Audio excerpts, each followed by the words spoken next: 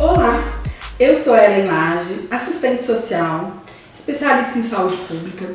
Estou trazendo para vocês aqui uma contribuição a respeito de alguns aspectos da Lei 8.069, de 13 de julho de 1990, que é o Estatuto da Criança e do Adolescente. Então essa lei, ela está com 29 anos, né, que ela foi instituída, e nós sabemos que avançamos muito, mas ainda precisamos avançar cada vez mais, tá? É uma legislação que, para o assistente social, é uma legislação que a gente está todo tempo em contato com ela, nas diversas instituições a qual o assistente social está vinculado, seja escola, saúde, assistência social, ONGs. Então é uma legislação que nós utilizamos muito na nossa prática cotidiana. Então o que fala o Estatuto da Criança e do Adolescente? Então no título 1, ele vem falar para quem realmente é essa legislação. Ele cita que para essa legislação, a pessoa até 12 anos incompletos é considerada criança. E o adolescente é aquele considerado entre 12 e 18 anos de idade. Ele vem falar o quê? Que a criança, a criança e o adolescente, elas gozam de todos os direitos fundamentais inerentes à pessoa humana, sem prejuízo da proteção integral de que trata essa lei. Então, é assegurado, né, questões relacionadas ao desenvolvimento físico, mental, moral, espiritual, em condições de liberdade e dignidade. Então, tem algumas sociedades que às vezes a pessoa precisa ter uma certa idade para obter seus direitos. Aqui no Brasil, não. Basta estar grávido que a criança já tem seus direitos ali estabelecidos. Tá? Vou estar falando disso aqui mais na frente. Então, é dever da família, da comunidade, da sociedade em geral e do poder público assegurar com absoluta prioridade. Essa palavra absoluta prioridade é muito importante fixar, porque para quem vai fazer concurso público tem sempre umas pegadinhas. Então, é com absoluta prioridade a efetivação dos direitos referentes à vida, à saúde, à alimentação, à educação, ao esporte, ao lazer, à profissionalização, à cultura, à dignidade, ao respeito, à liberdade e à convivência familiar e comunitária.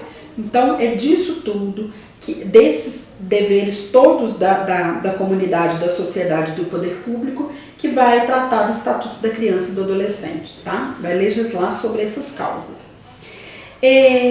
A garantia, então, quando ele fala aqui da garantia de prioridade, eu vou citar um dos aspectos aqui.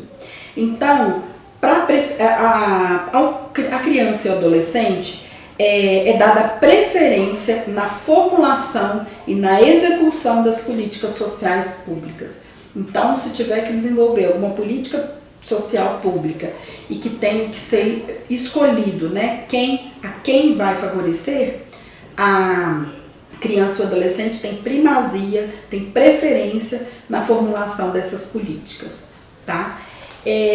No artigo 5º, ele vai dizer o quê? Que nenhuma criança ou adolescente será objeto de qualquer forma de negligência, discriminação, exploração, violência, crueldade e opressão. Então, o que acontece? Na verdade, são seus direitos fundamentais também, né? Quando a criança ela é submetida a algumas dessas violações aqui, nós profissionais da saúde, nós profissionais que lidamos diretamente com crianças e adolescentes, temos que nos posicionar e buscar ajuda aos órgãos competentes, tá? No capítulo 1º, ele vai falar o quê? Ele vai falar do direito à vida e à saúde. Interessante que ele fala, né, que a criança e o adolescente tem direito à proteção à vida, à saúde, mas ele fala desde o início, né? Então é assegurado à gestante, através do Sistema Único de Saúde, o atendimento pré e perinatal. Então a legislação da criança e do adolescente, ela já funciona desde ainda da época da gestação. Isso é muito importante a gente colocar.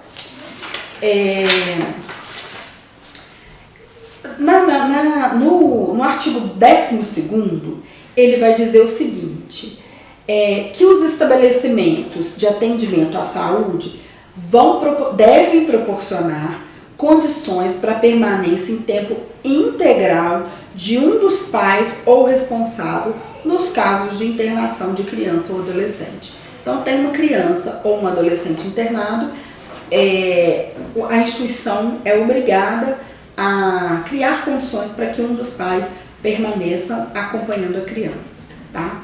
Os casos de suspeita ou confirmação de maus tratos contra criança e adolescente são obrigatoriamente comunicados ao Conselho Tutelar da sua respectiva localidade.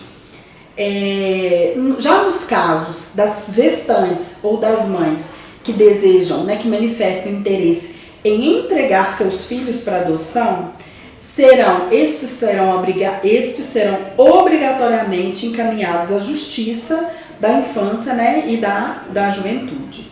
Então, a mãe também tem o direito, de querer entregar seus filhos, e aí, a partir de então, eles são obrigatoriamente encaminhados à Justiça. Tá? É tão básico, mas é tão importante a gente relembrar que é obrigatória a vacinação das crianças nos casos recomendados pelas autoridades sanitárias. Hoje a gente vê essa discussão, de alguns pais que às vezes ainda questionam a vacinação infantil de alguns tipos de vacina, e aí então lembrando aqui que é obrigatória a vacinação se for recomendado então pelas autoridades sanitárias, tá? No capítulo 2º do Estatuto da Criança e do Adolescente, no seu artigo 15º, vai trazer o quê? Que a criança e o adolescente tem direito à liberdade, ao respeito e à dignidade como pessoas humanas em processo de desenvolvimento. Então isso é muito importante, porque às vezes a gente tem essa questão da formação, e do hábito familiar, da forma como as famílias criam suas crianças e seus adolescentes, e aí às vezes tem aquela fala de que a criança ou o adolescente não sabe o que diz, não sabe o que fala, e não se dá a devida escuta à criança e ao adolescente. E aqui a gente vê que não, que o direito, à liberdade, ao respeito, à dignidade da criança tem que ser assegurados. Por quê? São pessoas que estão em processo de desenvolvimento e devem ser ouvidas sim nesse processo de desenvolvimento, tá? Ele fala também no artigo 16 do direito à liberdade. O que seria então esse direito à liberdade das crianças e dos adolescentes? Eles podem vir e estar nos logradouros públicos e espaços comunitários, lógico, naqueles espaços que são autorizados. Tem alguns que têm algumas restrições legais, de idade e tudo, mas normalmente a criança ou adolescente ela pode vir a estar nos logradouros públicos, tá? Ela tem direito à opinião e expressão das suas vontades e dos seus desejos. Ela tem direito à crença e culto religioso, tem direito de brincar e praticar esportes e divertir-se. Então isso é interessante, gente, que às vezes a gente tem também famílias que têm uma criança muito rígida com relação à criança, hábitos, rotinas, atividades realizadas pelas crianças. E aí vamos retomar, gente, o básico. Brincar, atividades esportivas e diversão é um direito da criança, tá? Participar da vida familiar é um direito, e comunitário é um direito também.